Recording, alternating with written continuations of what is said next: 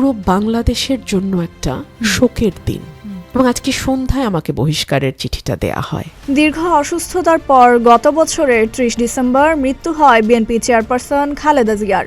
এ নিয়ে দেশজুড়ে শোক ও আলোচনার মধ্যে বিএনপি থেকে বহিষ্কার করা হয় দলটির আলোচিত মুখ রুমিন ফারহানাকে। বিষয়টি এক বিজ্ঞপ্তিতে জানায় বিএনপি।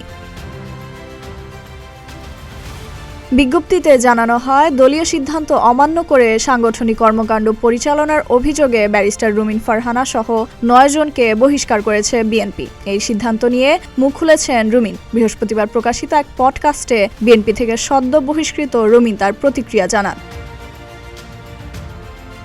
ফ্লো উইথ ইজা নামের প্ল্যাটফর্মের সঞ্চালককে রুমিন জানান, তার বাবা ১৯৭৩ সালে স্বতন্ত্র নির্বাচন করেন। ২০২৬ সালে তিনিও তাই করবেন। তিনি আরও বলেন, খালেদা জিয়া রাজনীতিতে তার অভিভাবক হিসেবে ছিলেন এবং তার কারণেই রাজনীতিতে তার পথ চলা। খালেদা জিয়ার মৃত্যুর দিন বহিষ্কার আদেশ আসাটা তিনি সৃষ্টিকর্তার ইশারা হিসেবে দেখেন। নিজেকে দুঃসময়ের কর্মী বলেও দাবি করেন তিনি।